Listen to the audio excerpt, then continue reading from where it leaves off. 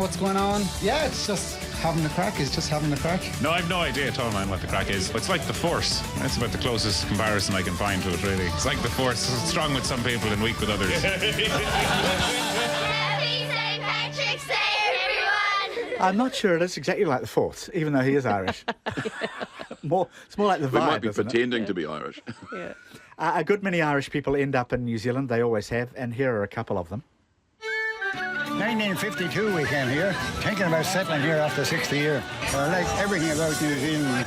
I worked in the bush for years here with bulldozers and diggers, so I got used to the Kiwi way of life in the country and the hospitality of the people, which is really better than anywhere. We've been here over 60 years. I don't think we'll ever leave the place. I think we're settled here now, Jack, aren't we? I think so, yeah. Made up our mind. Yeah, have a good day, New Zealand, on the 17th of March. Happy St. Patrick's Day to everybody in New Zealand. Happy St. Patrick's Day. They have not lost their accents, have they? No, not at all. And they're still thinking about settling after 60 years. I know. Do you celebrate? A lot of people do actually celebrate St. Patrick's Day, even though...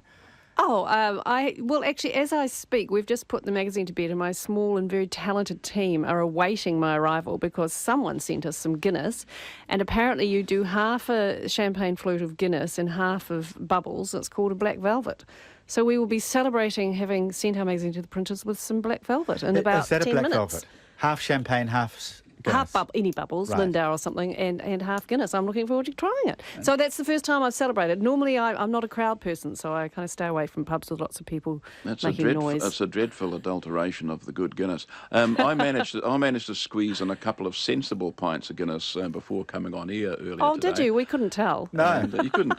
I always talk like this. Jane of Dunedin asks if we're going to talk about the ICC flying the men's teams to the T20 Cricket World Cup business class, but the women's teams in economy class. Outrageous, she says. Telegraph sports columnist Jonathan Liu says sexism rarely gallivants around describing itself as sexism. It disguises itself in innocuous-sounding phrases like revenue generation and economic realities. And the economic reality, of course, cited by New Zealand cricket is expense. Jock, if you were representing New Zealand in a sport, and so were women, Yep. and you were put in business class while they were in cattle class, would you take a stand against it? Would you remonstrate? What do you think you'd do? Yeah, I think I would. I see no difference whatsoever. In fact, I don't think that we would tolerate business. I'd want to go first. That'd be the real issue. And have the ladies up the front where you could have a lot more fun and, so champagne and Guinness and that type of thing. And there's no reason on this earth why people can be segregated in the aeroplane because of their gender. Surely, if they're going away to represent the country, they're all basically on an equal footing and should be treated equally. There is so much sexism in sport. I mean, we just scratch the surface and it's there. We tried to do a shoot with the female rugby team, who I think are about to qualify for the Olympics. Yeah. And we wanted them on sports gear, showing off their fit and fabulous bodies, and we were told at the last minute that was not going to happen because we were exploiting them. Hello, All Blacks are out there with their tops off, in their undies, their like groins, for everyone to see. So, we did it with the netball team. But, it would have been great to give these girls who are training so hard to get to the Olympics that you never hear any. And we were thinking, yay, let's put them in our top-selling monthly magazine so everyone can see how fabulous they are. Yep. And the guys at the top of the Rugby Association said no. So that really annoyed me. Yeah. The boys up the top, we were one day away from shooting, they went no. And I thought, well, really, that's not great. So I think there is sexism in every sport in New Zealand, and it's a damn shame because we've got some very talented women out there. You can see the thinking deep down that the men are bigger draw cards, but it's still just a game, isn't it? And women are still equal. And doing that's well the at fundamental. Yeah, they're doing well at these sports. You both did well today. We got through a whole lot of topics, not quite all of them, but that's as per usual. Jock Anderson, nice to hear you from the south again. A pleasure, Jim. And Wendell Nissen, thank you for coming in, Wendell. Thank you. I'm off to get my black velvet. Oh, yes, that's where. Yes. I thought you'd picked up your coat earlier and were edging towards the door. Thanks, everybody. The panel is back tomorrow, and very soon, Checkpoint with John Campbell.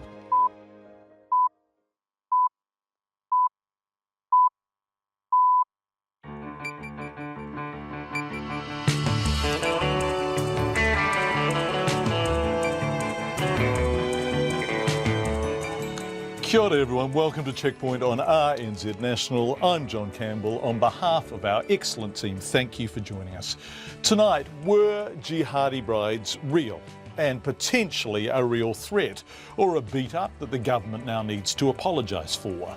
No one owns water, the government is emphatic about that, but why are some people allowed to sell it while others are not? Taxing sugar for and against. And how many cats is too many cats as the Wellington City Council considers that question? We ask the lady with 14. But first, here's Leilani Mamoisia with RNZ News. Kia ora, good evening. A laboratory whose logo was falsely used on thousands of certificates for earthquake-reinforced mesh is considering legal action against Steel and Tube. The company has admitted that for 4 years the mesh was wrongly certified as having been analysed by an accredited laboratory when they were actually tested in-house. Ruth Hill reports. Home Solutions, one of only 2 laboratories in the country with accreditation to test building products, says it is taking the situation extremely seriously. Its chief executive, Chris Ellington, says the laboratory was only recently made aware that its name was being used on Steel and Tube's batch testing certificates. He says Home Solutions values its reputation and the work it does, and the matter is now in the hands of its legal team. The Commerce Commission is investigating whether the company made misleading representations over its product, and it is looking into whether steel mesh supplied by a range of companies complies with the standard. This is Ruth Hill. The Prime Minister denies he was scaremongering when discussing the departure of New Zealand women for Syria and Iraq, dubbed jihadi brides, late last year. The Security Intelligence Service has revealed none of the women actually left from New Zealand. It says they were New Zealand citizens living in Australia and left from there. Last December, the SIS Director Rebecca Kittredge told Parliament's Intelligence and Security Committee there was a developing trend of New Zealand women travelling to Islamic State-controlled areas. John Key also discussed the issue in an interview following the hearing, but he says there was no attempt to mislead. The fact that where they leave from is irrelevant. If they're New Zealanders, they're New Zealanders. They may return to New Zealand, and so we have to deal with those issues. There are also people that may potentially leave, so who's ultimately left is just one measure. The Prime Minister, John Key. The Chief Youth Judge has described Child, Youth and Families' treatment of a 15-year-old in its custody as totally unacceptable on many levels.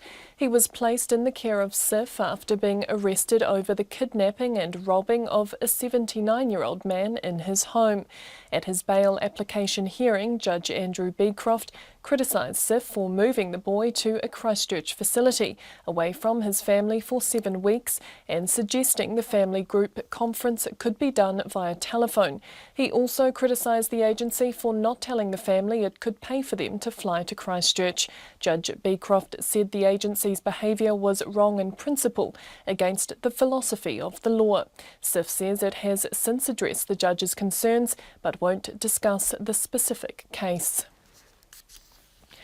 A woman who tricked people into thinking she had terminal cancer so they'd give her money has been sentenced to community detention.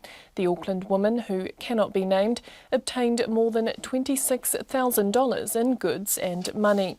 Kim Baker-Wilson was at the Auckland District Court. More than 2 years ago, the 24-year-old woman told people she had only months to live. She raised more than $13,600 from about 200 donors on the Give a Little site. The Spark Foundation, which runs the site, says people donated in good faith to what they thought was a dire situation.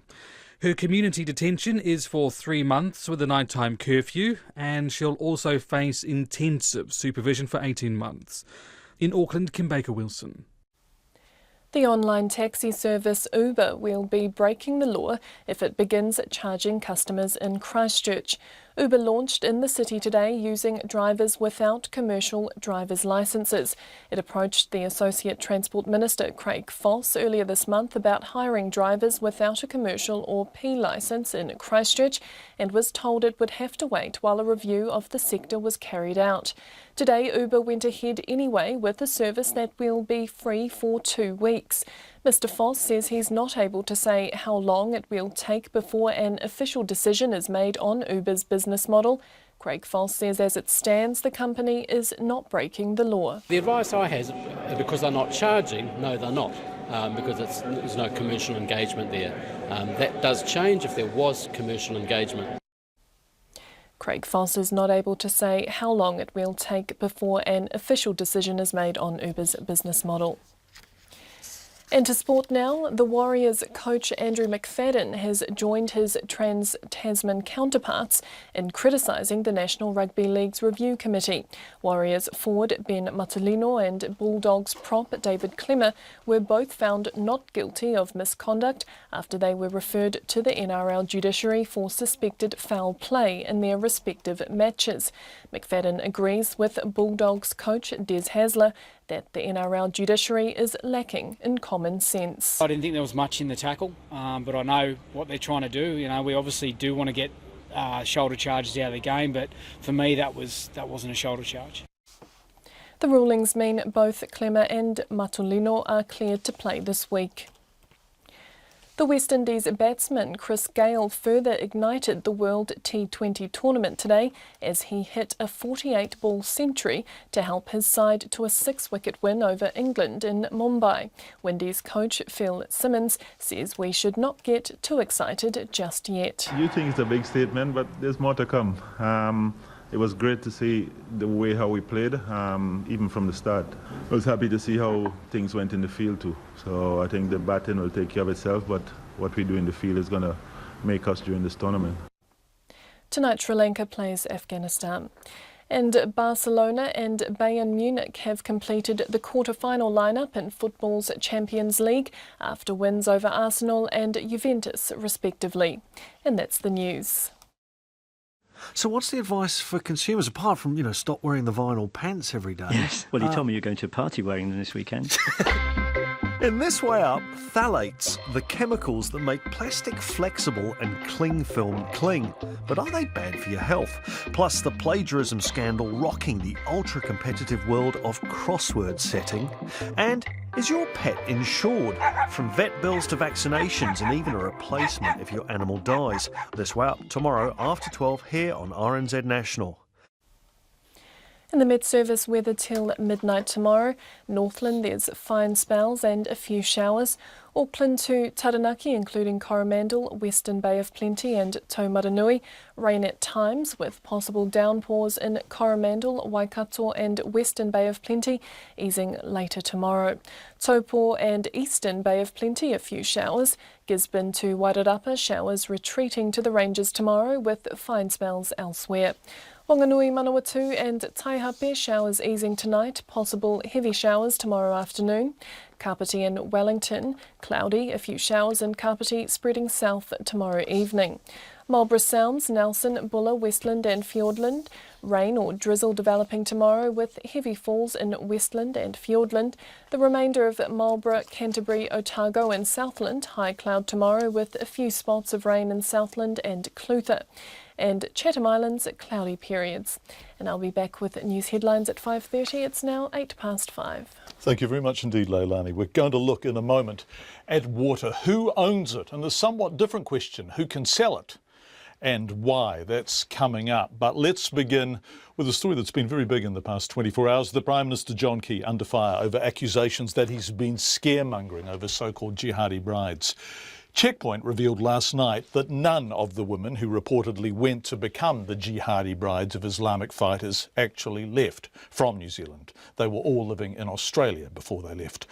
The local Muslim community says they felt maligned by last year's coverage of the jihadi brides, saying it created an unnecessary suspicion around them. And some people are demanding an apology. John Campbell denied today trying to mislead the public over this issue.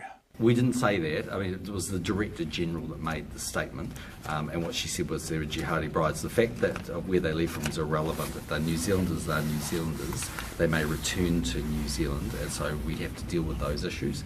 There are also people that may potentially leave, so who's ultimately left is just one measure.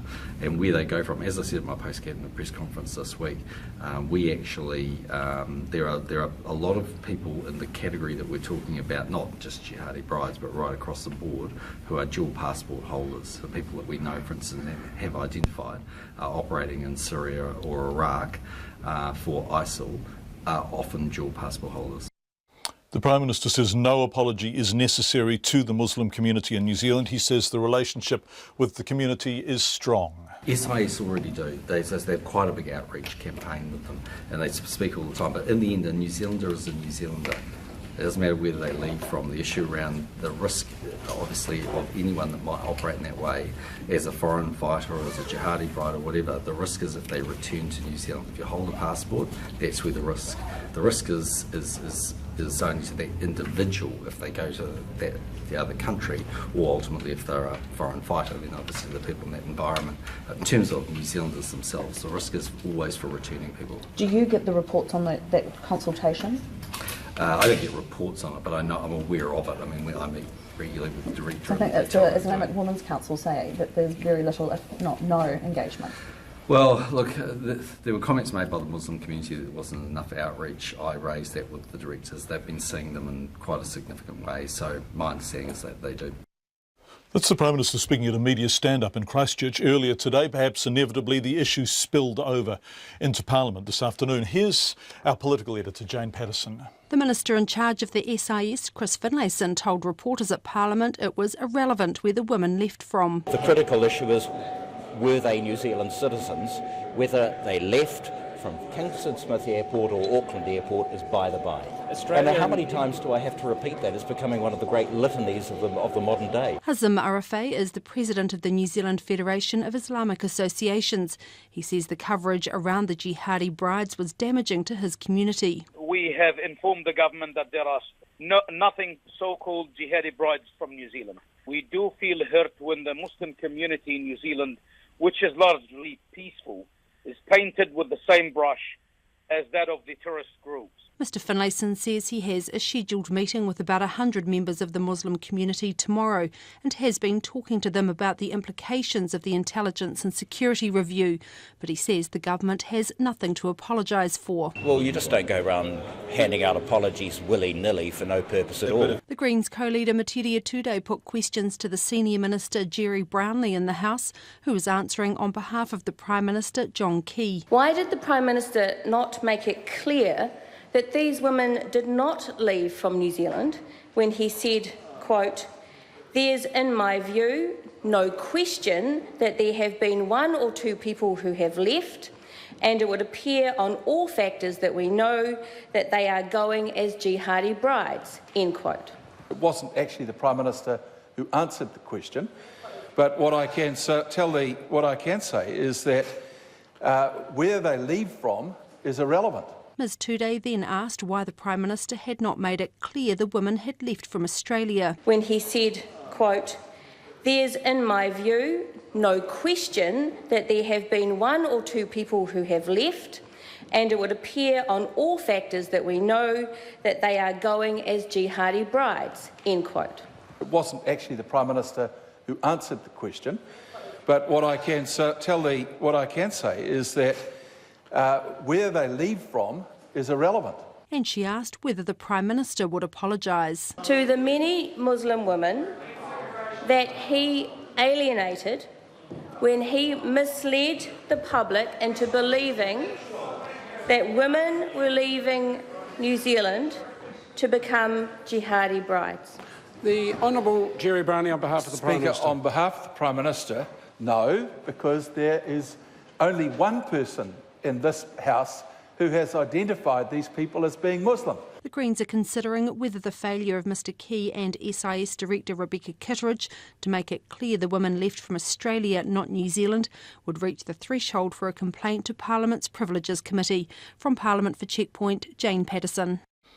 Just coming up to 5:15. Tonight in Christchurch, Environment Minister Nick Smith is attending a public meeting to discuss water. He'll join us live shortly. I have the government's freshwater consultation document beside me on the desk. Its single most critical sentence is just 9 words long. The government's position is that no one owns fresh water. So, no one owns it, but people can sell it. And this is where tension is increasingly arising, because I've also got a bottle of pump beside me. It's water from spring in the South Waikato township of Putaruru. Because no one owns it, neither Tainui, the local iwi, nor the South Waikato District Council can sell it to Coca-Cola Amatil, who own Pump. But as we raised with the company's spokesperson, Neil Waka, on Checkpoint on Tuesday, Coca-Cola can take it, bottle it, and retail it for somewhere in the region of $2.50 to $3. In Putaruru, where they're making a total of $180,000 a year in return for providing 70% of the country's bottled water, millions and millions of litres, this is increasingly confusing to people. Here's Craig Hobbs, CEO of the South Waikato District Council. You'd be aware of the national conversations that are going on at the moment around, with iwi and government about who does actually own water. At this stage, no one does. We certainly provide it via our infrastructure to our communities, but we have no ownership rights at all. Okay, but this is a real resource. Companies come in, they bottle water, paying you about 1/10 of a cent a litre for access to it, and then they on-sell it for somewhere in the region of $2.50 for 750 mils. Would you like to have greater financial control of that resource? Look, John, I come from a commercial background, so the answer to that would have to be yes. Having said that, we live in a bureaucratic world, and we're governed by the Local Government Act, and central government dictates that we can't actually charge for water. So the price that the water bottlers are paying is exactly the same as the person on the street does. All we can charge for is the delivery costs, so infrastructure, the operational costs, and so on that are associated with that water. So, but look, having said that, Coca-Cola, I heard Neil Waka the other day make a comment about offering to negotiate with us. Well, if he wants to put something extra into the district, I'd be happy to talk to him.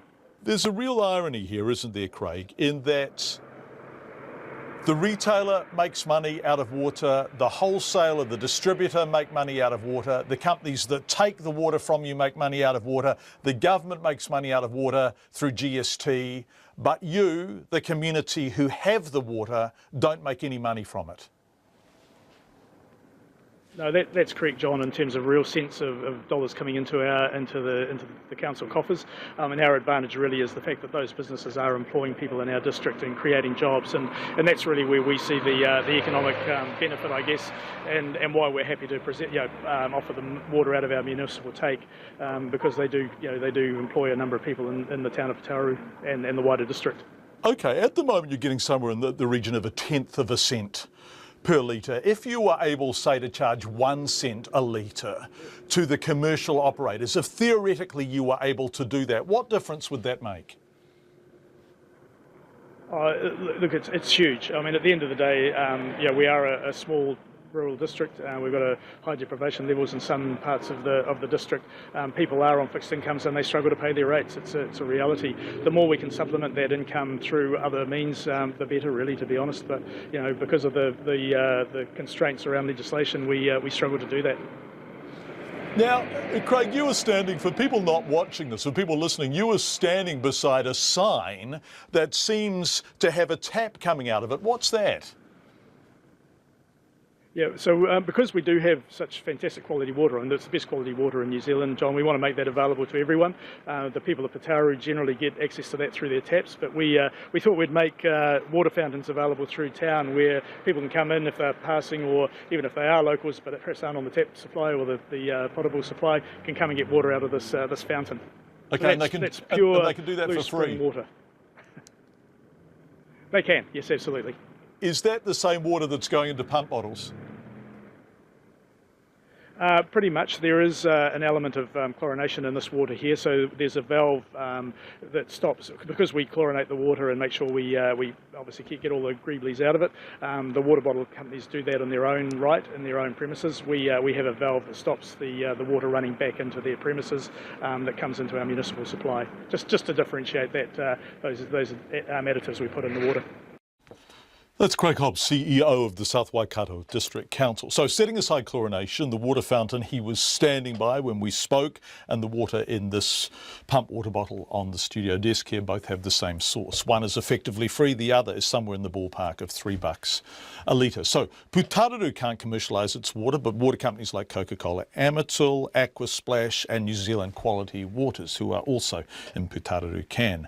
Now, many Māori listening will already understand the confusion questions surrounding this. Iwi leaders have been trying to get clarity over water rights and water ownership and commercial access to it for decades, including as part of treaty settlements.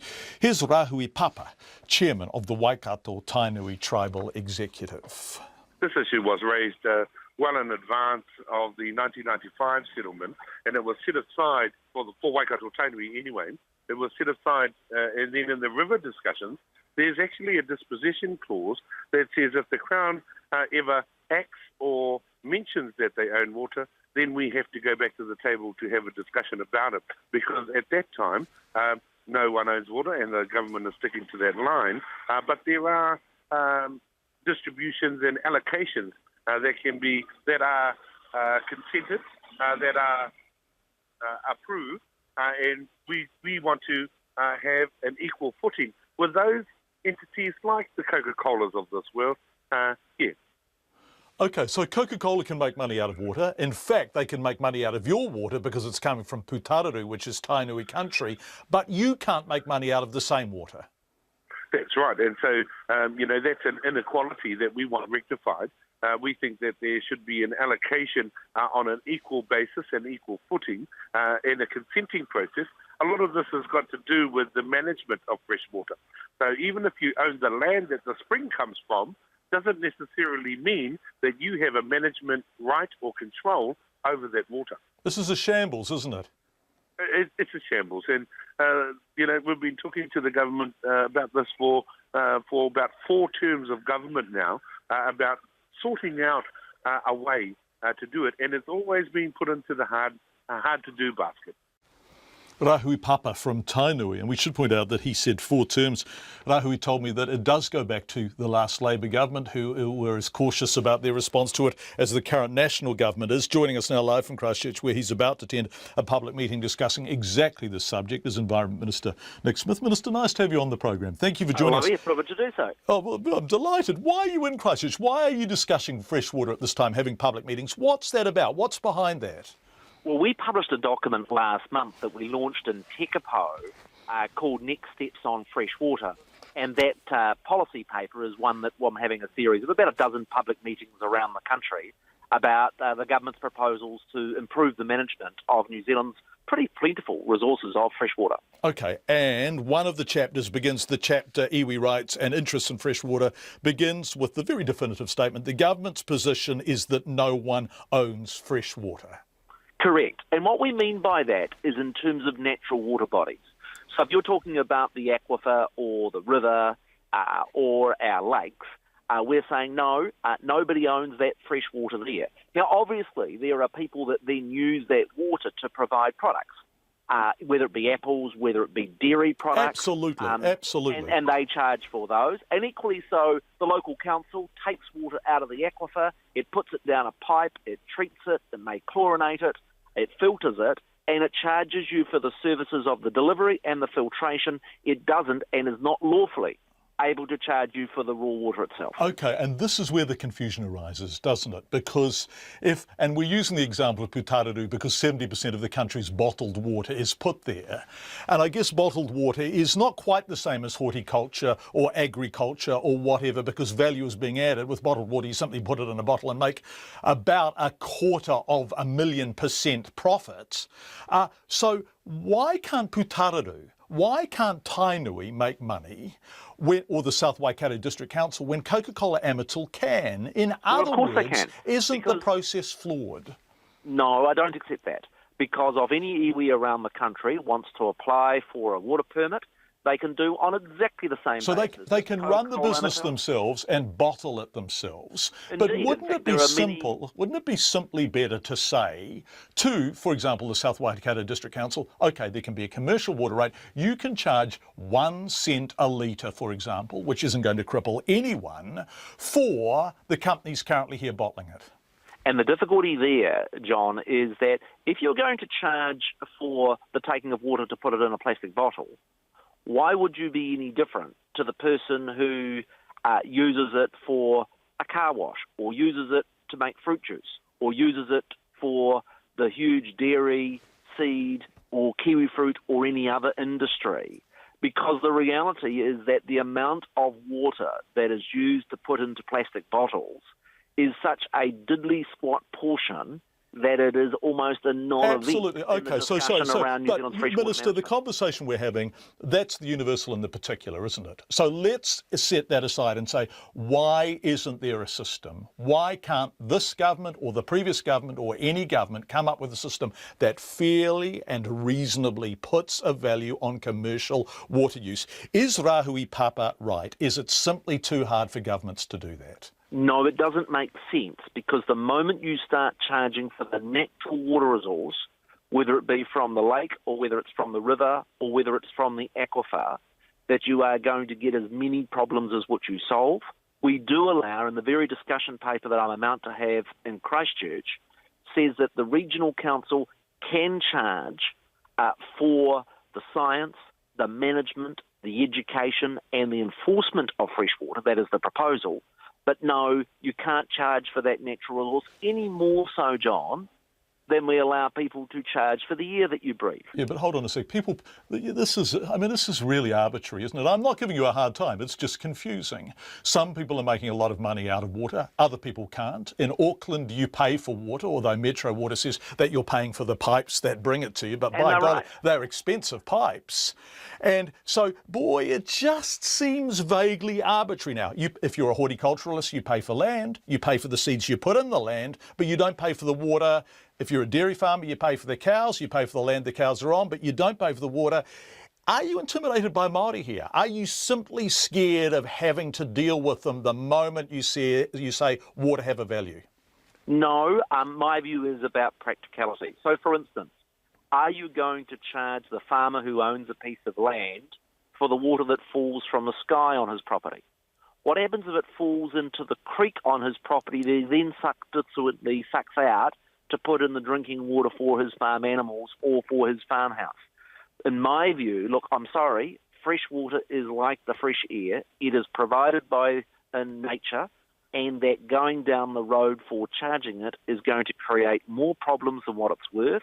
But I do say, actually, we've got to lift our game about the way we manage fresh water, and that's the very roadshow that I'm at the moment discussing. Nick Smith, Environment Minister, thank you very much indeed for joining us this evening. Nick Smith, who was going into a meeting in Christchurch to discuss exactly this subject. The New Zealand Government's Next Steps for Freshwater consultation document is available online if you want to read it.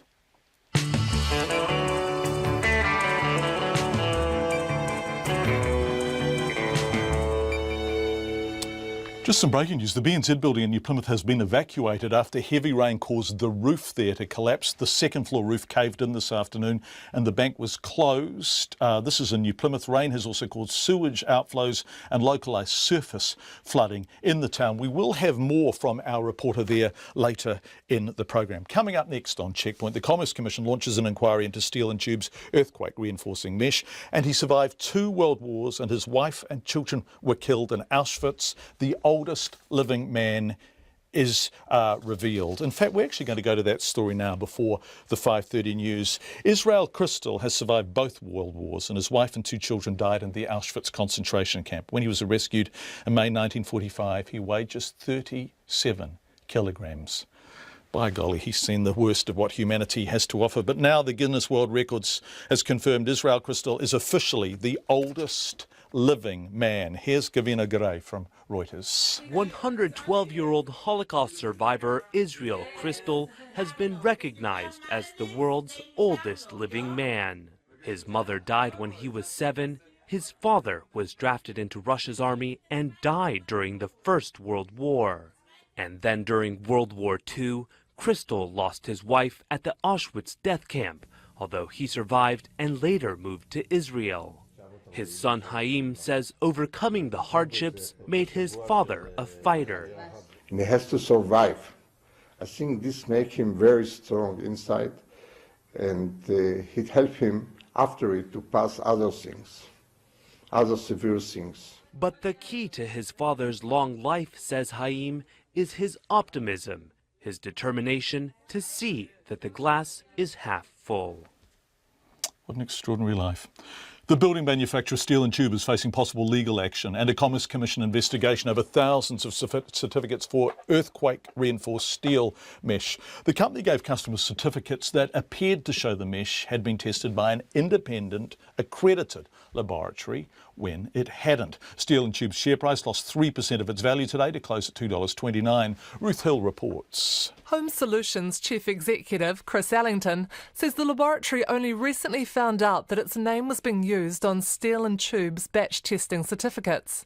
Dr. Ellington says his company, one of only 2 laboratories in the country with accreditation to test building products, is taking the situation extremely seriously.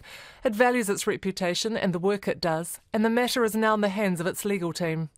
The Homeowners and Buyers Association President, John Gray, says while it is not yet known whether there's anything wrong with the product itself, it could affect property values. Remediation is nigh on impossible because, we're talking about the foundations and the slab work in these homes. So it's not an easy task to actually remediate, short of completely demolishing a home. Mr. Gray says the wider problem is the lack of a mandatory independent testing regime.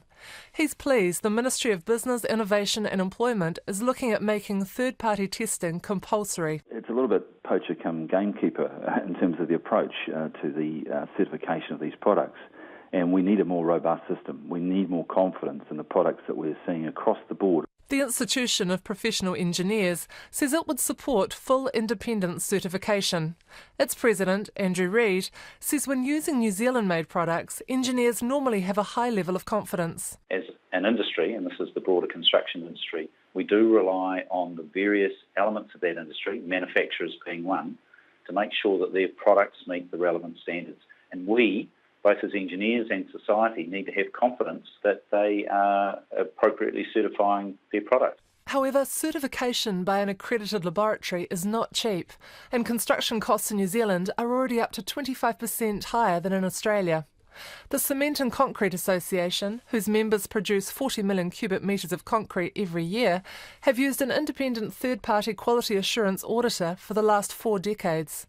Its head, Rob Gamester, says he believes it is money well spent. It's a matter of cost, isn't it? I mean, cost is a big issue in terms of construction in New Zealand. We support industry self-regulated schemes, and I think those schemes that are robust and have third-party certification are going to be in a better position to say, look, their products meet the standard and they're third-party verified. A lawyer specialising in construction claims, Gareth Lewis from Grimshaw & Co, says manufacturers have a duty of care to homeowners under the law. If that product turned out to be defective and there were repairs required, then potentially there's a claim there for owners to bring a claim against the supplier.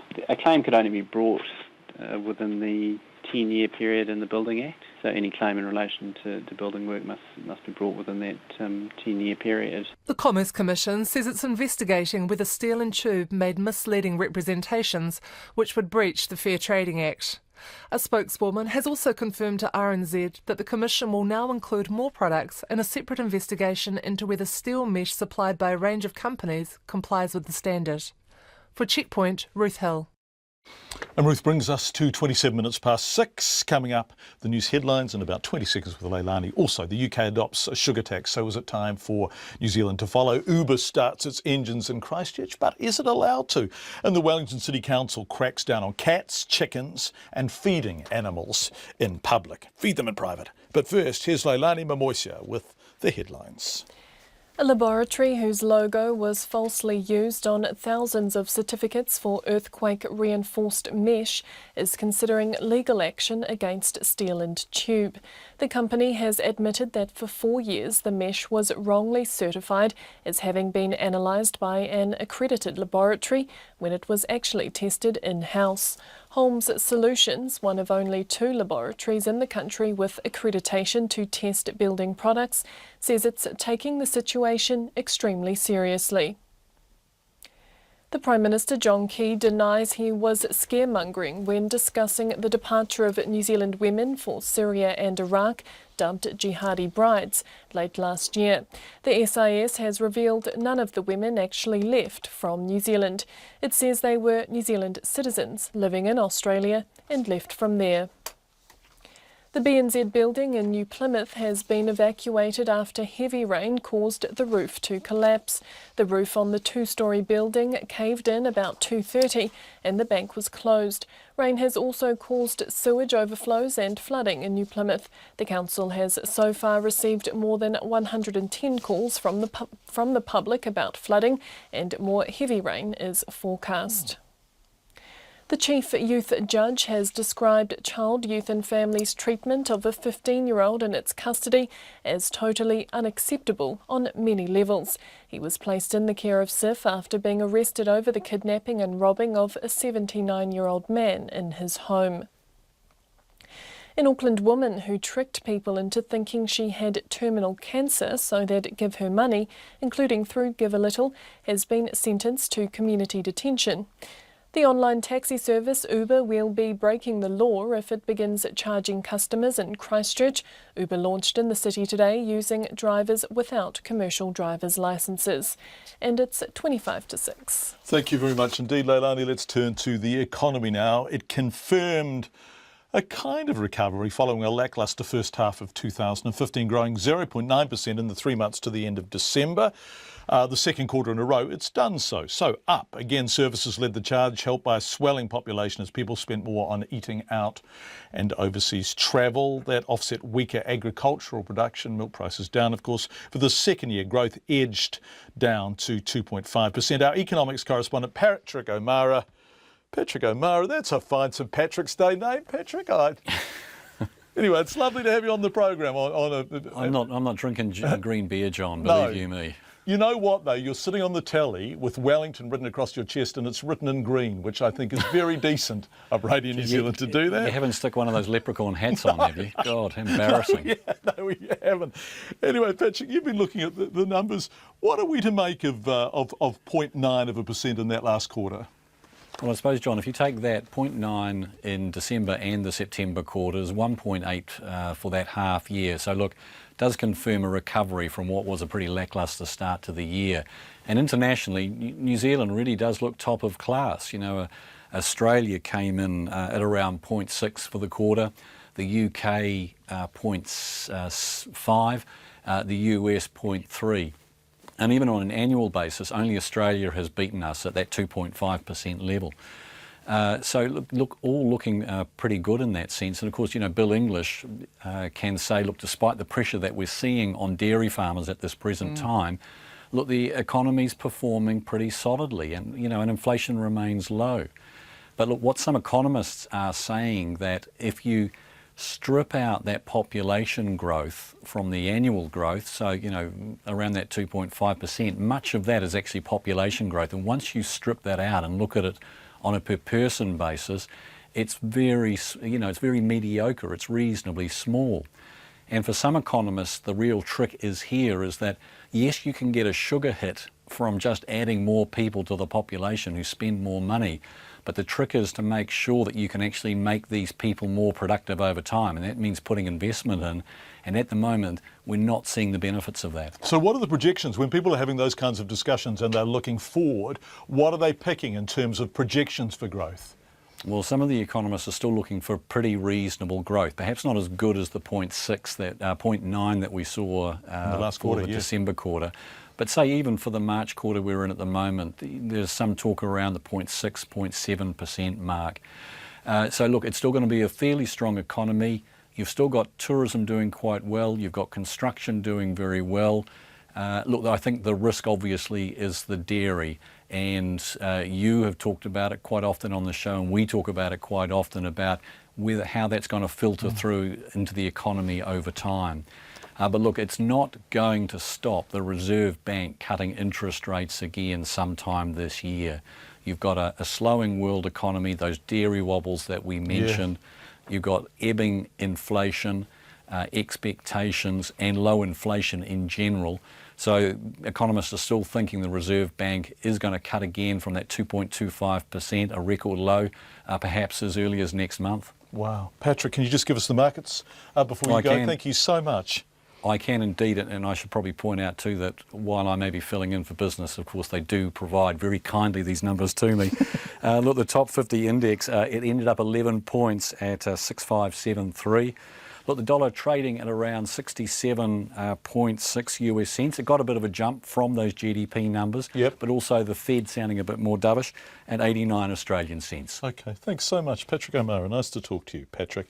Patrick is our economics correspondent and he is based in our Wellington newsroom. New Zealand won't be following the United Kingdom's lead anytime soon in introducing a sugar tax. The government says it's doing some research work in the area, but at the moment it doesn't think such a levy would work. Our political reporter May Heron has more. The British Chancellor, George Osborne, announced the surprise new sugar tax during his budget speech today. It's expected to raise about $1 billion New Zealand dollars, with the money to be used to fund sports in schools. A Nelson dentist and the country's Dental Association spokesperson, Rob Beaglehole, says he was ecstatic when he heard the news and now hopes it will pave the way for New Zealand to introduce a similar tax. A tax on sugary drinks will work. We know it works from the Mexican example. We know it's working in other countries overseas. It will also work here in New Zealand. The impact on drinking sugary drinks is diabolical for health, particularly children's teeth, children's obesity rates and children's type 2 diabetic rates. Britain's sugar tax will be imposed on companies according to the volume of sugar-sweetened drinks they produce or import. But New Zealand's Health Minister, Jonathan Coleman, says the new tax has not changed the government's position. It's up to every government to make its own policy, but as we said at the time, we keep a watch on the evidence, but there isn't the conclusive evidence currently that a tax on sugary drinks will actually decrease obesity. And Dr Coleman's view is backed by the Prime Minister, John Key. We think our studies will be finished by about the end of 2017. So we are looking at what's happening there, we're looking at what's happening around the rest of the world.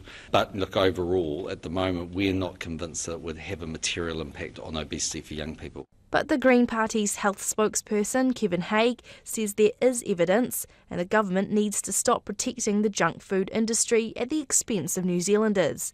He put this to Dr Coleman during question time today. Which side is the government on? Multinational sugar barons like Coke or Kiwi kids whose health is suffering because of fizzy drinks right now? The Honourable Dr John Campbell. It's a really silly question, I'm not going to answer it. Meanwhile, the Nelson dentist, Dr Beaglehole, has been in touch with the celebrity chef Jamie Oliver, who set up a petition signed by 150,000 supporters in the UK backing the sugar tax. I'm trying to get him to come over to New Zealand to help us out, and he has children's health to his heart. He really wants to make a difference, and one way he can do this is to come over here to New Zealand and help convince our politicians the sugary drink tax is something that is not only politically palatable, but is something that the population of New Zealand urgently wants.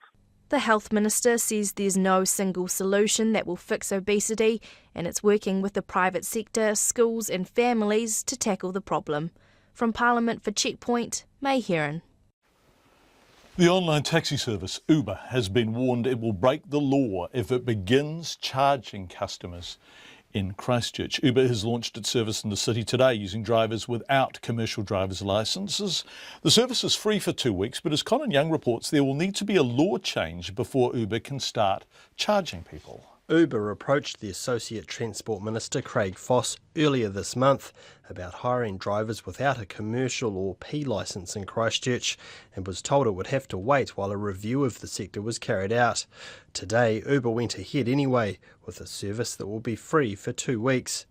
Craig Foss says as it stands, the company is not breaking the law. The advice I have, because they're not charging, no they're not, because there's no commercial engagement there.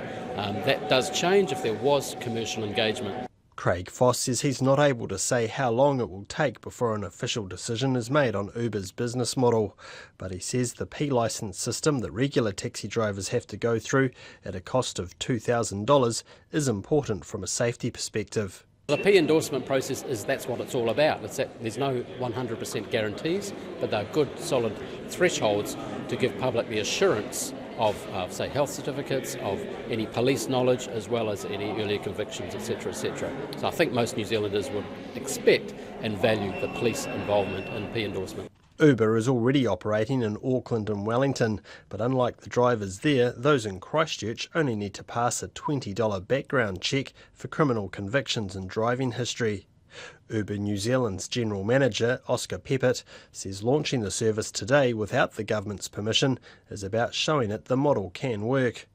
He says because drivers and passengers need to register with the company before they can use the service, it's actually safer for both parties than traditional taxis, which often pick up strangers off the street. Anonymous street hails are a very, very dangerous game. That's also a big part of the taxi market, roughly 70%. I think where Uber's technology really provides some blue sky safety opportunities is by making sure that no ride is anonymous. Oscar Peppert says so far Uber has 6,000 people signed up to drive for it and 10,000 registered customers. He says fares will be up to 50% cheaper than standard taxi fares once it starts charging. Christchurch taxis are some of the most expensive in the world. When you bring barriers to entry down from a commercial license that assumes you're a taxi and you're going to be doing 50 hours a week to a more casual driver that may be only doing 10 hours a week, well, that's when you get local community members signing up to provide other community members a ride. Christchurch taxi companies referred all requests for comment to the Taxi Federation. In a statement, it said Uber had asked the government for an exemption from the rules and this had been declined. It said it was now up to the government to enforce the regulations. In Christchurch for Checkpoint, Conan Young. 14 minutes to 6. The Chief Youth Court judge has described Child, Youth and Families' treatment of a 15-year-old in its custody as totally unacceptable on many levels. The boy and his family live in Auckland, but he was moved to Christchurch and was unable to see them while awaiting to appear in court on serious charges. One youth lawyer says she sees this often, and keeping young offenders away from their family can do them a lot of harm. Our reporter Max Toll joins us from Wellington now. Hi Max, what happened to this boy? Well, he was arrested in April last year and charged with some very serious offences. He was accused of breaking into, with two others, a 79-year-old man's home, kidnapping him and robbing him. He was put into Child, Youth and Care's custody as he was 15. He was moved from Auckland, where he lived with his family, to a Christchurch facility and kept there for about 7 weeks before his bail application hearing. Now, when that hearing came around, he came before the principal youth court judge, the chief judge of the youth court, who made some quite stinging criticism of the boy's treatment at the hands of SIF. He said that the boy hadn't seen his family during those 7 weeks and should have been moved back to Auckland to be nearer to them as soon as possible. He said that SIF had the capacity to fly the family down to see him.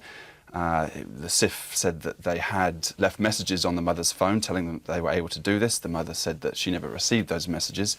He also criticised SIF for suggesting or trying to set up a family group conference between the boy, the family and the authorities, but by video phone or telephone. The judge said that this really should be done in person.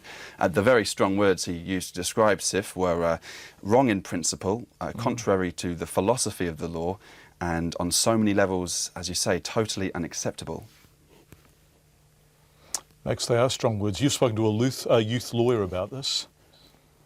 Yes, I spoke to Helen Bowen, who works in Auckland. She represents many young people in similar situations. She told me it's a recurring problem that she sees often in terms of young people being moved around the country. Often a shortage of beds is cited as the reason. She says that this practice can be harmful for a number of reasons. She says that the period straight after arrest is a critical time and one in which the family needs to be around, either to lend a loving hand or a critical one. She says often family members are the only ones who can really get through to a young person and tell them that, enough is enough. She also says separating young people from their families makes it easier for the young people to fall under the impression of other young offenders and really, come under a bad influence. Max, what have Child, Youth and Families said in response to all of this, which is pretty damning from these people? Yeah, look, I sent a number of questions to Child, Youth and Family at about 9 o'clock this morning. Were they happy with their treatment of the boy? Was the boy and his family owed an apology? How common is it for young people to be separated from their families? About an hour ago, I received quite a broad statement which didn't really answer the first two questions. It did say that SIF has since addressed the concerns with the judge and spoken to him. But what they did say was that bed vacancies are managed nationally and they do work incredibly hard to make sure young people are sent to a residence near their family, although they admit that that's not always possible. They also said that a young person might need to be moved to a different facility for their own safety or for the safety of the public. Max Toll from Wellington. Thanks very much indeed, Max. Let's go to North Korea now. Pyongyang, the Korean Supreme Court has sentenced American student Otto Warmbier, who was arrested during a New Year's visit to 15 years of hard labour for crimes against the state, for basically stealing a poster. He was souveniring, in short. Gillian Kitcher from Reuters reports. My brother and my sister need me. University of Virginia student Otto Warmbier sentenced to 15 years hard labor in North Korea for crimes against the state. How I have made the worst mistake of my life. The 21-year-old was detained in January, accused of trying to steal an item bearing a propaganda slogan from his hotel in Pyongyang. He was on a 5-day New Year's group tour at the time. According to North Korea's state-controlled news agency, the prosecution had proposed a life sentence but agreed to the lesser penalty. Human Rights Watch is calling the sentence outrageous and shocking and says it should not be permitted to stand. But North Korea sees it differently. Otto Warmbier, it says, committed a crime deserving of severe punishment.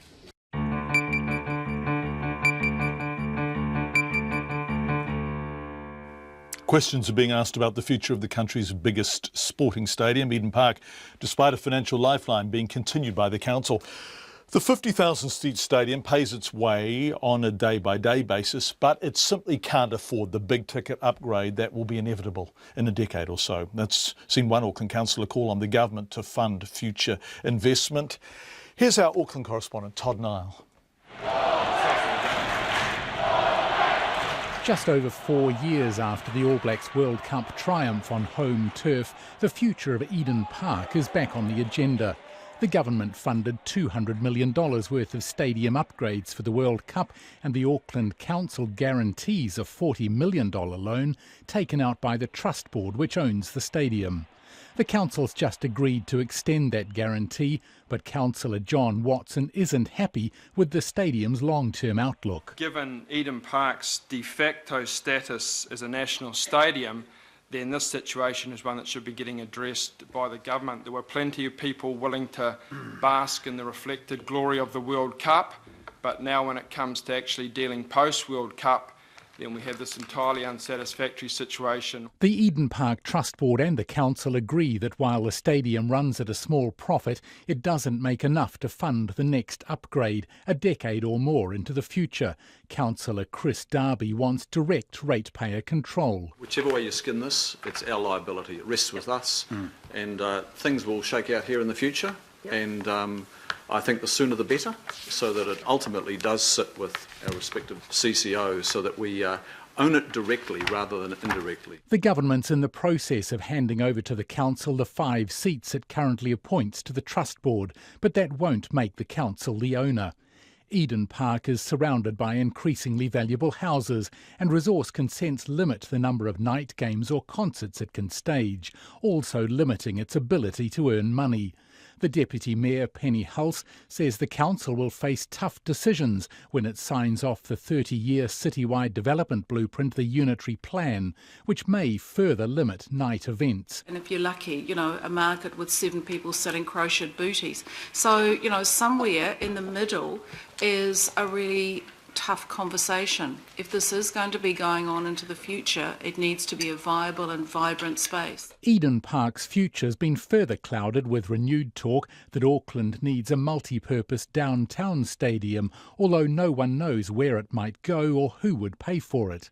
The Prime Minister John Campbell says the government isn't planning to write out a cheque for a new stadium, but also sees problems with Eden Park. Conceptually, you'd have to argue if you're an Aucklander, Eden Park's in the wrong place. It's not very well zoned, you can't use it easily for concerts and other things, and Wellington's proven the downtown stadium works well. Big spending decisions on Eden Park are more than a decade away, but that's unlikely to dampen the debate over the future of the country's largest stadium. In Auckland for Checkpoint, Todd Nile. Let's head from Auckland to Wellington, where the Council's Environment Committee has today been presented with a proposed animal bylaw to, quote, protect the public from nuisance. Now, it includes banning roosters and capping live poultry at 12 birds in urban areas. It would also ban the feeding of animals in public places. If approved, it would also require cat owners to seek permission if they have more than 3 cats aged over 6 months. Now, Susan McNair runs the Kitten Inn, but as well as looking after orphan cats, she owns 14 of her own. I didn't start off to have 14. I just kind of accumulated them over the years. They're little waifs and strays that nobody else wanted. I've got 2 3-legged cats. I've got a cat that's a diabetic. I've got cats with heart murmurs. I've got 2 dwarfs. They're all on a medication. They all need constant care, and I just took them in. So you're kind to cats. I love cats. Well, what do you love? Just out of interest, what do you love about them? Because we've got a cat and it seems entirely indifferent to us. It just gets on with its life. It sort of cohabits, coexists with us. What do you get back from them? Oh, unconditional love. They just, I'm probably one of these over the top. I'm totally obsessed with them. They look into your eyes and I just melt.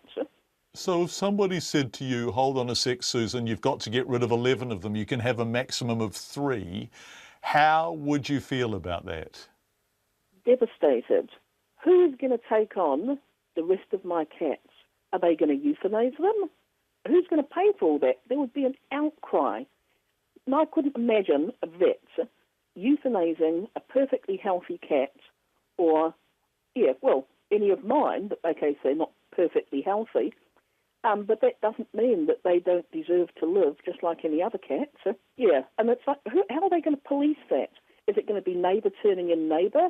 You have a fight with your neighbour, okay, she's got 4 cats. 8 of mine live inside. They never go outside. What about the others? So let's pretend Gareth Morgan is joining this conversation and he's going to say, okay, 8 live inside, but the other 6 are feline sociopaths and they are out there killing the bird life in your community. I would invite him to come and see my cats, first of all. They just walk up to you, throw themselves down on the ground. They're not even capable of catching anything. It's not all cats that catch things. At one stage, I had a storeroom around the side of my house, and I had mice around there. My cats couldn't even catch the mouse. I found it ludicrous that I had 14 cats and I had a mouse problem. I actually had to get bait to kill the mice because my cats didn't touch them. Susan, today the Wellington City Council's Environment Committee is being presented with a proposed animal bylaw capping the number of cats a person can own without council consent. If you were standing before that committee now, what would you say to them?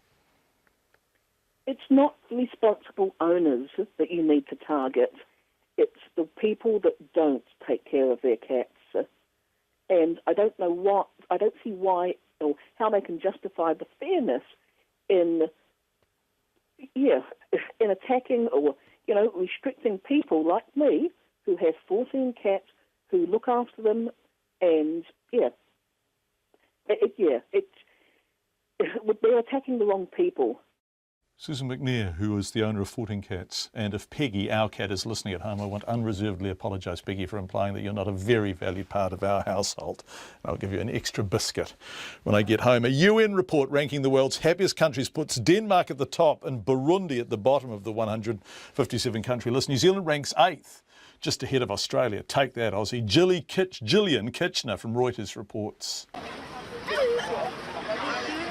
Residents of Denmark have something to smile about. Their country has been declared the happiest in the world.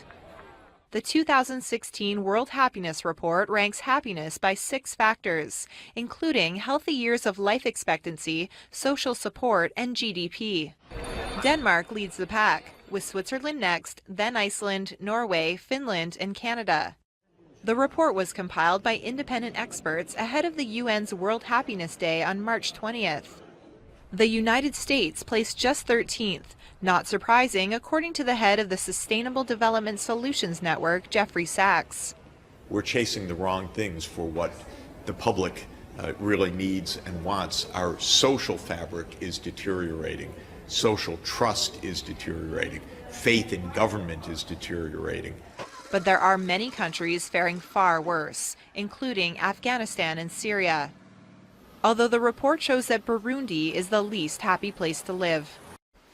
Lots of feedback coming in on water. Charles says Māori can make money out of water if they start a business, just like anyone else, just like Coca-Cola. Robert says, if nobody owns water, am I committing an offence if I open a bottle of water in the supermarket, drink the water and replace the plastic bottle on the shelf? According to Nick Smith, I've only taken something that nobody owns. A very good question, Robert, and the kind of thing that would happily occupy a law tutorial for hours on end. And Nigel says, according to the law of supply and demand, good drinking water will become more scarce throughout the world and thus more valuable. It would be better long term if we looked at being able to supply the best drinking water in the world. Jim, you forgot to mention dairy farmers selling and trading water rights for hundreds of thousands of dollars. Yeah, good point, Jim. It's 6 o'clock.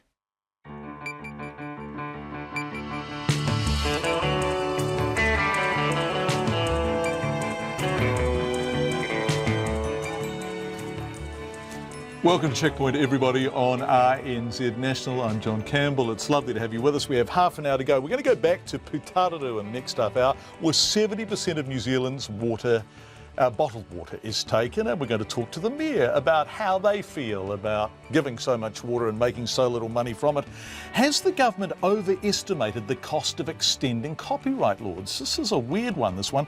A Christchurch woman volunteering on the Greece-Macedonia border is detained by the Macedonian military. We have the latest on her, and a bumper breeding season for Fiordland's kakapo. This is a wonderful story. But first, here's the news with Leilani Mamoisia. Kia ora, good evening. A laboratory whose logo was falsely used on thousands of certificates for earthquake-reinforced mesh is considering legal action against Steel and Tube. The company has admitted that for 4 years the mesh was wrongly certified as having been analysed by an accredited laboratory when they were actually tested in-house. Holmes Solutions is one of only 2 laboratories in the country with accreditation to test building products. Its chief executive, Chris Ellington, says the laboratory was only recently made aware that its name was being used on Steel and Tube's batch testing certificates. The Commerce Commission is investigating whether the company made misleading representations over its product, and it's looking into whether steel mesh supplied by a range of companies complies with the standard. The government says it will not apologise to members of the Muslim community who say they feel maligned by last year's coverage of the New Zealand jihadi brides. The Prime Minister says he was not scaremongering last year when he talked about the departure of New Zealand women travelling to Syria and Iraq, dubbed jihadi brides. Here's our political editor, Jane Patterson. The SIS has revealed that the women were New Zealand citizens living in Australia and that they left from there. The New Zealand Federation of Islamic Associations says the coverage around the jihadi brides was damaging to its community. The Minister in charge of the SIS, Chris Finlayson, says it's irrelevant where the women left from because the risk is when they return to New Zealand and the government has nothing to apologise for. The Greens say the Prime Minister misled New Zealanders and he should apologise. From Parliament, Jane Patterson. The BNZ building in New Plymouth has been evacuated after heavy rain caused damage to the roof of the 2-storey building. Rain has also caused sewage overflows at 3 sites and flooding in the city. Brougham Street in the city has been closed because sewage is flowing through it. The Manager of Water and Waste, Mark Hall, says the forecast is for more heavy rain. He says the council has so far received more than 100 calls from the public over flooding issues or damage. The Chief Youth Judge has described Child, Youth and Families' treatment of a 15-year-old in its custody as totally unacceptable. The boy's family live in Auckland, but he was moved to a Christchurch facility and was unable to see them for 7 weeks before going to court on serious charges. Max Toll reports. He was placed in the care of SIF after being arrested over the kidnapping and robbery of a 79-year-old man in his home. At his bail application hearing, Judge Andrew Beecroft criticised SIF for keeping the boy away from his family and suggesting the family group conference could be done via telephone. He also criticised the agency for not telling his family it could pay for them to fly to Christchurch. He described its behaviour as wrong in principle, against the philosophy of the law, and totally unacceptable on so many levels. SIF says it has since addressed the judge's concerns, but won't discuss the specific case. This is Max Toll. Republican Party leaders are playing down warnings by billionaire politician Donald Trump that there will be rioting in the streets if the party denies him the nomination for the United States presidential race. The frontrunner could fall short of the number of delegates required, leaving the issue to be decided on the floor at the party's convention. Republican National Committee spokesman Sean Spicer says he assumes Mr. Trump is speaking figuratively when he talks about riots. And a former leading American journalist, Dan Rather, says it's too soon to blame Mr. Trump personally for violence between his supporters and protesters at a Chicago rally. I wouldn't go that far. I'm not prepared to go that far. I do think it has that potential when he says such things as, well, if they try to take it away from me in a convention, there could be riots. This is a paraphrase of what he said. But yeah. I don't think it's reached the point where you can directly say he is responsible for the violence. What you can say, if he continues to say things like he said to CNN tonight about riot, it does have that potential. Journalist Dan Rather. The government says it isn't considering introducing a sugar tax despite the United Kingdom announcing it will. The sugar tax in the UK is expected to raise about $1 billion, with the money to be used to fund sport in schools. But the Health Minister, Jonathan Coleman, says this does not change the government's position on the matter. It's up to every government to make its own policy, but as we said at the time, we keep a watch on the evidence, but there isn't the conclusive evidence currently that a tax on sugary drinks will actually decrease obesity. Dr. Coleman says they are working with the private sector, schools and families to tackle the problem. Into sports news now, the Warriors coach Andrew McFadden says the National Rugby League judicial system needs an overhaul. The NRL judiciary found Warriors prop Ben Matulino not guilty of a shoulder charge in last weekend's game against Brisbane. McFadden says while the game needs to be safe, there has to be a level of common sense from the judiciary. I most definitely think that they've got to look at some of their weighting, some of their loading on some of the charges they make, because for Ben Matulino to face 4 weeks on that tackle is not what the judiciary is there for. It's there to really deal with incidents of real foul play. Andrew McFadden. Tomorrow night's World T20 cricket match between New Zealand and Australia could be more of a slogfest than usual if Indian weather forecasters are proved right. Rain caused havoc at the Dharamshala Stadium at the foot of the Himalayas during last week's World T20 qualifying event. Thunderstorms are forecast, but Black Caps leg spinner Ish Sodhi says it will be a spectacular place to play and reminds him of Queenstown. It's something that was completely foreign, I didn't really expect a place like this in India, to be fair. A lot of the places I've been to are real hot and sort of not as green, and there's not snow around and stuff, so it's really nice. Looks like it's just in the middle of nowhere right now. It's surrounded by all these mountains and the snow and stuff. If the match is called off, each side will receive a point. And that's the news. Tonight on Night's a clubbing special. John Schofield wants to protect Berlin's underground heritage because all those seedy bars and night spots are threatened by the scourge of gentrification. But how do you stop that? Insist people remain poor? And this week's cultural ambassador, Paul Barrington, aka DJ Below, celebrates Chicago House and Detroit Techno. Ain't no gentrification there. On Nights with me, Brian Crump, after the news at 7 on RNZ National. In the mid-service weather till midnight tomorrow, Northland, fine spells and a few showers. Auckland to Taranaki, including Coromandel, Western Bay of Plenty and Taumaranui. Rain at times with possible downpours in Coromandel, Waikato and Western Bay of Plenty, easing later tomorrow. Taupo and Eastern Bay of Plenty, a few showers. Gisborne to Wairarapa, showers retreating to the ranges tomorrow with fine spells elsewhere. Wanganui, Manawatu and Taihape, showers easing tonight, possible heavy showers tomorrow afternoon.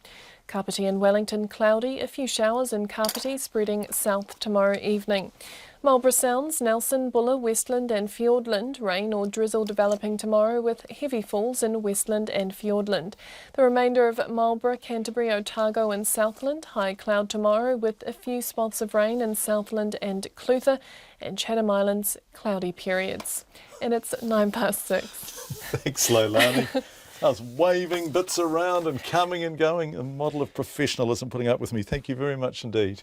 I am holding, the thing I was waving around in front of Leilani while she was reading was the New Zealand Government's next steps for freshwater consultation document. It's a fairly thick tome, and as we speak, Environment Minister Nick Smith is attending a public meeting in Christchurch to discuss exactly this. What future freshwater in New Zealand, the control, the management of it, the protection of it, and the ownership of it. All this is very much on the agenda at the moment. The government's freshwater consultation document states the government's position is that no one owns freshwater, so nobody owns it, but at the same time people can sell it. This is a bottle of pump water. It's from the spring in the South Waikato township of Putararu. It's bottled by Coca-Cola Amatil. Good for them. They are one of just 3 companies who have consent to take water from the region.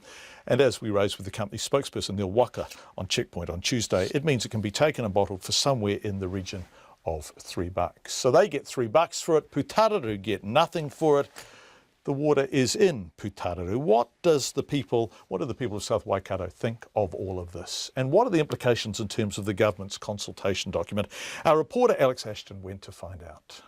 Yes, John, so I'm here on the main street of Putararu. Now, 70% of the country's bottled water comes from this region alone. And there's pumps like this around, and anyone can come up and fill the bottles for free.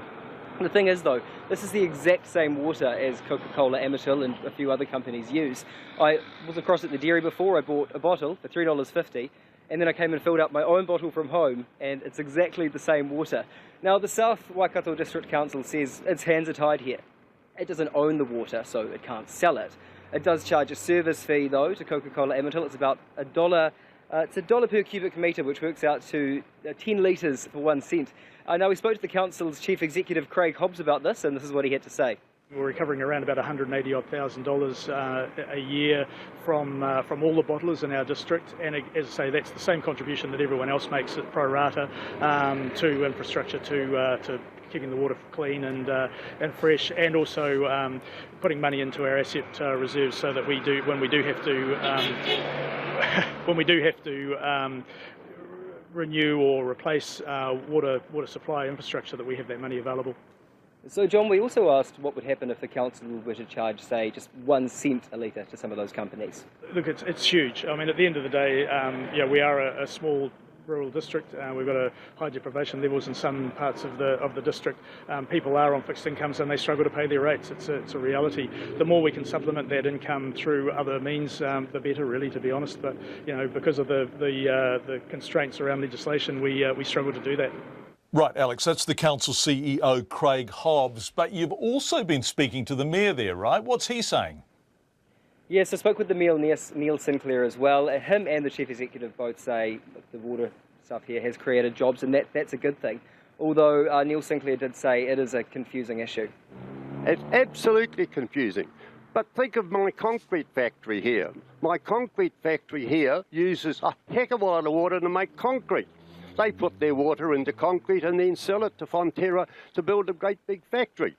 My coffee shop puts the water into a cup and then sells it at $5. Look, water is a commodity that's being used. And we as a nation have got to get together and find out how to do it best. It's just not a simple quick fix. The answer is to working with communities and government and iwi, and then saying, how do we actually work this commodity that is going to benefit the whole of New Zealand and not just some individuals. Right, so that's the South Waikato's Mayor, Neil Sinclair. Alex, you've been speaking to the locals there. Now, you can fill up your water at the tap behind you, or you can buy exactly the same water for $3 a bottle or whatever from the shop. What are the locals saying about this situation? Well, about this, as you say, I've been wandering up and down the main street here and I spoke to a few people. Basically what they're saying is when they heard that the big companies weren't paying anything, they said they probably should. But on the bottled water thing, so the thing is, they say, sometimes you need to buy water, it's always going to be a thing. But again, they just think that if a big company's getting it for free, perhaps they should be paying a little something here. The locals have to pay for and so why shouldn't the companies? They're making a huge profit on that, and really, they don't keep the upkeep, they don't do anything with the stream at all. Well, they're taking our water, why shouldn't we get something back? We have to pay rates, why shouldn't they pay? It's a local resource, and they're making money out of it, and there's nothing coming back for it, what they're taking out. Because they're taking resources from us that we have to pay for ourselves. Come on. Alex Ashton put that together, our reporter Alex Ashton in Putaruru. Has the cost of extending copyright laws under the Trans-Pacific Partnership been overestimated by tens of millions of dollars? I'm thoroughly confused about this, but this is the view of the Director of Law and Economics at the Australian National University, Dr. George Barker. It's worth noting that he was flown over to speak to the Foreign Affairs, Defence and Trade Select Committee by Recorded Music NZ. Dr. Barker is in our Wellington studio. Welcome. Dr. Barker, what are you telling us here? What do you think has gone awry? Good evening, John. Yeah, the number that I saw when it was released in November, which was the government's estimate of the cost of copyright, was certainly a surprise to me. The proposal of the TPP is to extend the copyright term from 50 years to 70 years. Yep. So we're talking about music that today is coming out of copyright in 1966. So early 60s, you're talking about Ray Columbus and the She's a Mod. Yeah, 1964 is out of copyright. So when I saw that it was going to cost $55 million to extend the term from 50 to 70 years, I thought that just didn't sound right, couldn't be right. So I looked at the report and I went through it, and there's some arithmetic errors in there. It's not about assumptions or technical economic arguments or ideology, it's just arithmetic. Wait a second. It's like as if someone said to you... Whose report is this? Dr. Barker, whose report is this? Oh, okay. It was a report commissioned by the Ministry of Economic Development by an Australian economist called Henry Ergas. His firm, Concept Economics, wrote the report in 2009. And was this used to justify some of what's in the TPP? Well, it was used by New Zealand to try and get a phase-in or try and resist the extension of term, because we're out of step with a lot of the world's economies where term is at least 70 years. Americans are longer than that. Yeah, absolutely. Okay. So there's a simple mathematical error in this report. That's right, yes. It's like as if someone asked you what's 10% of the New Zealand population, because it's, you'd think it'd be about 400,000, but if someone told you it was 400 million, you'd know they were wrong.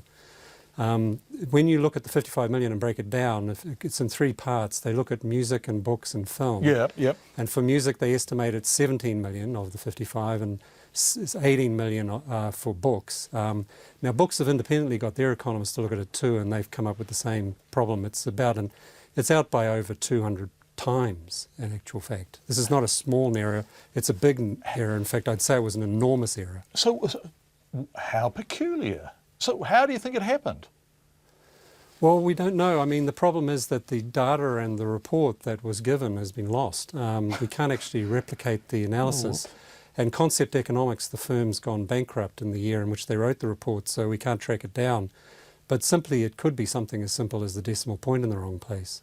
Okay, so what has been lost as a result of this error? I mean, this is a preposterous error. The fact that the report has, the original data's disappeared seems pretty absurd, but what damage has been done? Well, the fact of the matter is that damage is being done at the moment because our term is so short. I mean, Ray Columbus is now out of copyright coverage, and the She's a Mod was a #1 hit in 1964, and Australia has the 70-year term.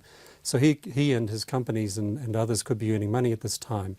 So the money that would come in from America, if we extend our term from 50 to 70, for Weta Studios, for Peter Jackson, for Lord, it's a significant amount of money. I mean, it sounds small because it's a long time away. Maybe we don't worry about it. The working assumption of many is New Zealand is a non-creative economy and we import all our creative goods, but it's not true. We actually export a lot of creative activity, and that extra 20 years can make a big difference to profitability. It can make a 2 to 3% difference to net present value or revenues in an economics term. And if that goes straight to your bottom line, there's more profits. So that could be invested in young people, and you could get more talent like Lord nurtured. So really it's future consumers that hurt the most by us having such a short term. Whereas the current consumers want access for free to existing creative goods. It's really the future generations that are missing out here, and they don't have a vote. Dr. George Barker, who is the Director of Law and Economics at the Australian National University and was flown over to speak to the Foreign Affairs, Defence and Trade Select Committee by Recorded Music NZ. Dr. Barker was in our Wellington studio. A Christchurch woman volunteering on the Greece-Macedonian border has been detained by the Macedonian military. We've spoken to Anna McPhee twice over recent weeks as the situation in the camps on the border worsens. More than 14,000 refugees have been stranded in one camp in squalid conditions as countries close their borders, of course. Anna McPhee, a former St John volunteer, left Christchurch for Greece in January. She was amongst a group of reporters and aid workers arrested as a group of around 1,000 refugees tried to cross a river to reach Macedonia. It's understood Ms McPhee was mistaken for a refugee. However, I spoke with her mother, Claire Taylor, in Christchurch this afternoon, and she was able to clarify her situation. She's back in Greece now. And what did she say about the experience of being arrested, or was she just being very low-key about that? She was being very low-key, really, and it was more just the things, I was arrested by the Macedonian military. We were detained most of the night. We were not harmed at all, and we were not charged but fined. And her main concern at that time was actually how was she going to pay that fine, because she's been volunteering all over the place for quite a long time. Yeah, and she doesn't actually have any money behind her to do it, so she was trying to work out how to do that. How much was the fine? €260 is what she's told me. Yeah, which is, okay, so somewhere in the region of 400 New Zealand dollars, roughly. And of course she had to come up with it instantly, right, to get out of there? Yes, someone actually did actually lend her the money for it, and I'm not quite sure whether she's managed to find some way of paying them back or what she's done at the moment. Normally she asks me and her father, but she hasn't actually made that request yet. Well, you're a bit far away, I guess, if she needed cash on the spot. So, but the really important thing is that she is fine. If she was in some form of detention or being held or whatever, she's out of there and she is safely back in Greece. Yes, she's safely back in Greece. And I know from her Facebook post about all the comments about the flyers and things like that. I know that she wasn't involved in that at all. She's been doing remarkable work there, hasn't she? You must be very proud of her. I'm really proud of her. They work so hard, and just with nothing behind them. That's the key thing, is she's just there doing everything she can. She'll be up all night. She'll be handing out, tents and jackets. She'll be helping with the medical supplies, cooking food probably at times. She's just done amazing things, and she's so brave. She's so brave. And she's okay. So all of that is good. Okay. Yes, yeah. It's the main thing, is she's okay. She knows I worry, so she does generally try and keep me in touch with me to tell me that she's okay. Claire Taylor, who's Anna McPhee's justifiably proud mum. We've spoken to Anna a couple of times about conditions in that camp there, and she is a very evocative witness to what is going on. Her descriptions are really vivid. So they're available on our website, the Checkpoint website. Have we got a sting? So it's my fault. I didn't even think we had a sting planned. I could just hum it. Let's go. Oh no, there it is.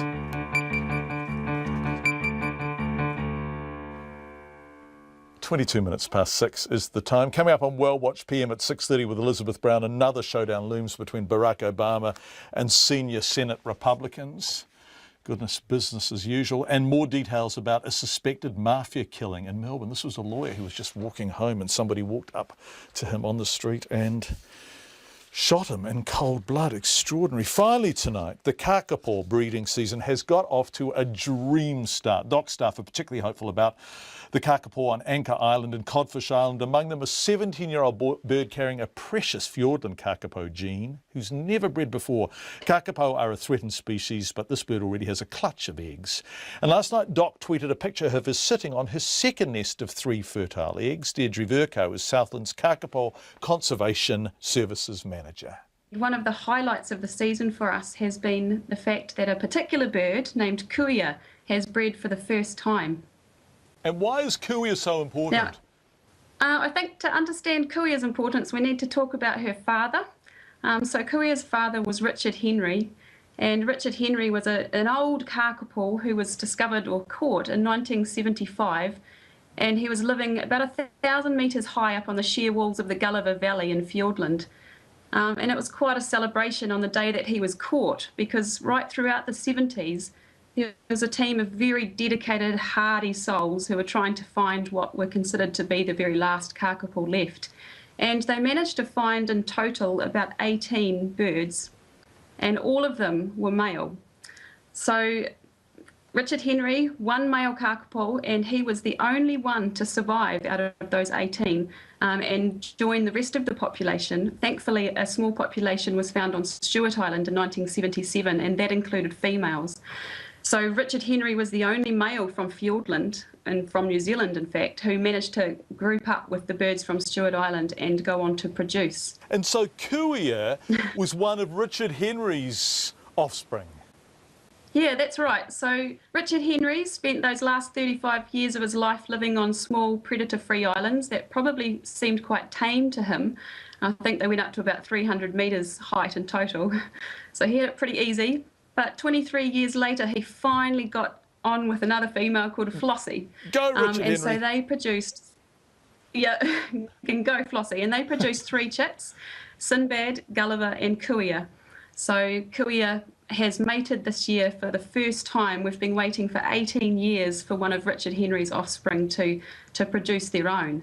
Wow. Her brothers Sinbad and Gulliver have both tried in recent years, but unfortunately no successful chicks from them yet. Gosh, so this is really exciting. This is literally the continuation of the species, isn't it? They are literally saving themselves by breeding. Yeah, it's very exciting because Richard Henry's genetics were very distinct, quite different from those of the birds on Stewart Island. In fact, he even had a different dialect, a different way of booming and calling out to the other birds. So those genes could be really vital for the future of the population.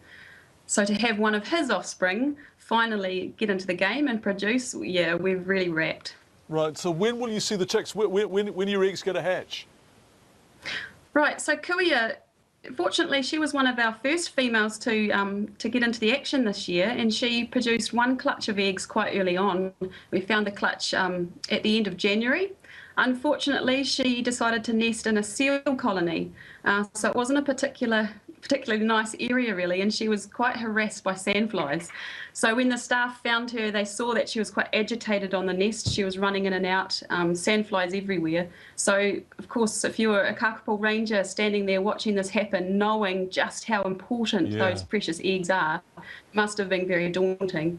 But the team removed the eggs from Kuia and took them into safety and shut down her nest. Thankfully, she went on to re-nest a second time, so we've actually got her to breed twice this year by that management. So that first clutch of eggs, she had 3 fertile eggs. Great news, because fertility is also a huge issue with kakapo. Many of our eggs that are laid are not fertile. So 3 precious Kuia eggs, viable, ready to go. Unfortunately, all that activity in the nest meant that she cracked her oldest egg quite badly. The team patched it up and carried on incubating it. And unfortunately, the 3rd egg, the youngest one, must have been quite damaged and the embryo died quite early.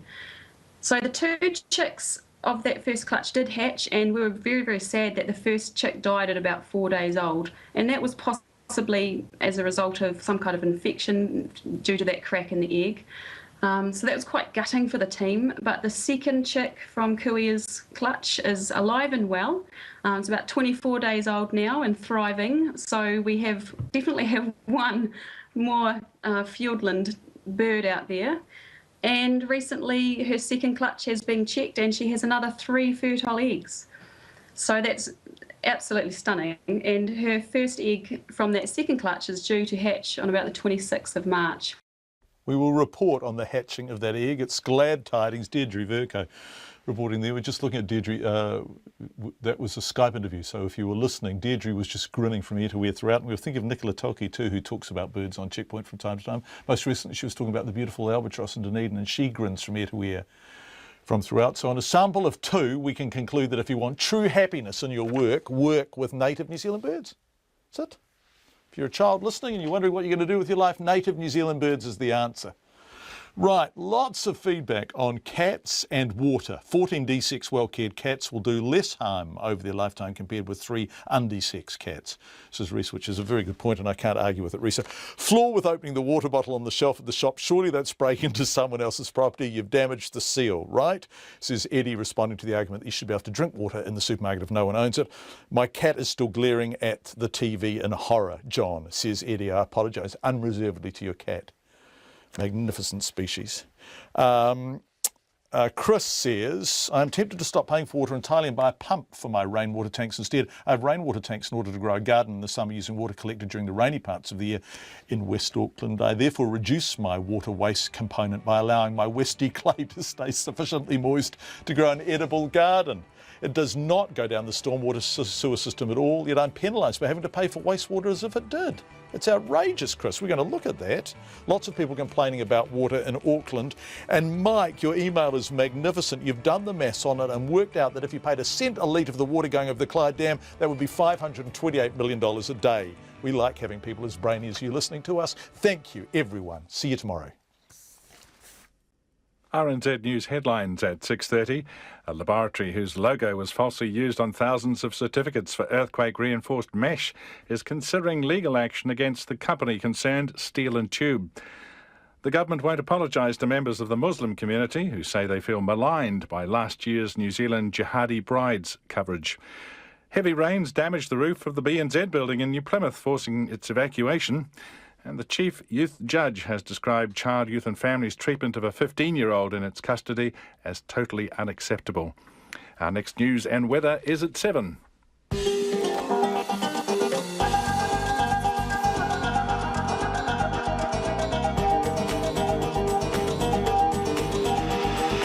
Welcome to World Watch PM. I'm Elizabeth Brown. Tonight, another showdown looms between Republicans and Barack Obama. More details about a